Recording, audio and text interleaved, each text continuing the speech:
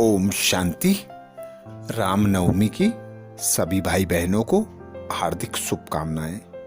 रामनवमी के उपलक्ष्य में हमने इससे पहले 2 वीडियो में राम की जो कलाएं हैं, राम में जो गुण हैं, जिनके कारण उन्हें मर्यादा पुरुषोत्तम कहा जाता है, पूजनीय देवता माना जाता है, उनकी कलाएं जानी, गुण जाने।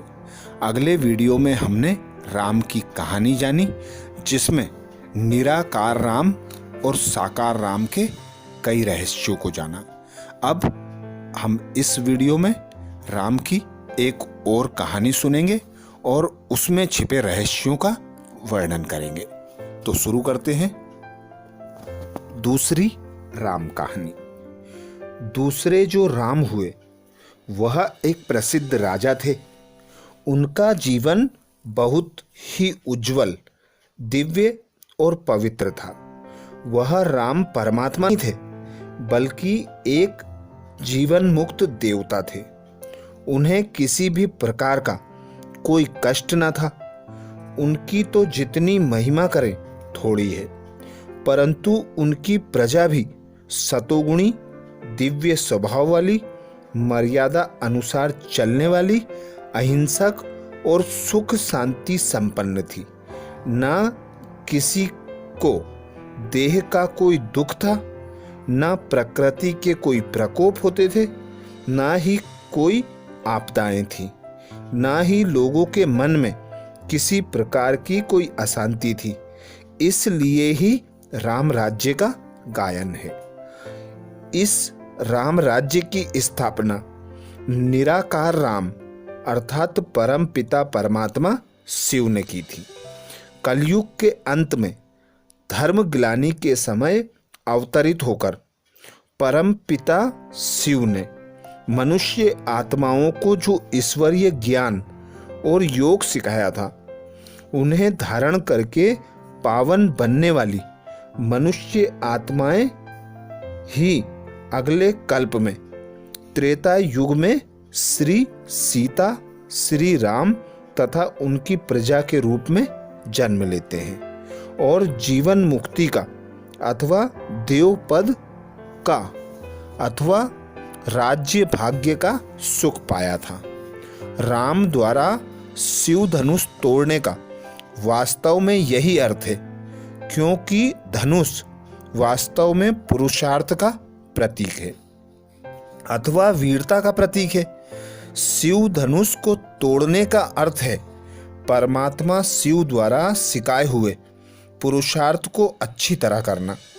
जैसे आजकल आदि कोई व्यक्ति किसी विद्या में अद्वितीय सफलता प्राप्त करता है तो कहा जाता है कि इसने तो रिकॉर्ड तोड़ दिया। इसी प्रकार ऋषि मुनि तथा अन्य याज्ञिक योद्धा जिस माया पर विजय प्राप्त न कर सके थे, राम उसने शिव धनुष तोड़ा था। राम को धनुषधारी के रूप में भी इसलिए ही चित्रित किया गया है कि वह चिरकाल तक आसुरी प्रवृत्तियों से युद्ध करते रहे। अतः पूर्व जन्म में पुरुषार्थ करने के फलस्वरूप ही राम को राज्य भाग्य प्राप्त हुआ था। प्रसिद्ध भी है कि राम ने वास्तव में पूर्व जन्म में परम पिता परमात्मा शिव से ईश्वरीय ज्ञान लिया था। अतः मालूम रहे कि वास्तव में श्री रामचंद्र जी को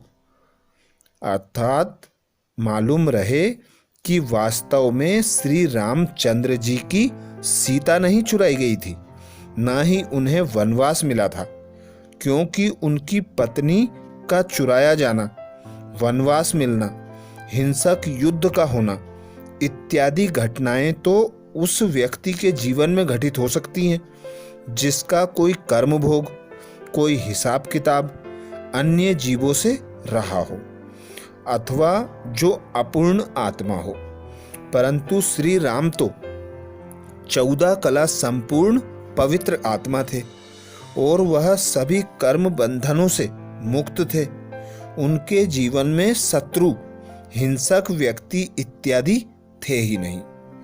उनके राज्य में भला किसकी मजाल थी कि उनकी धर्मपत्नी श्री सीता जी को कोई बुरी दृष्टि से भी देख सके।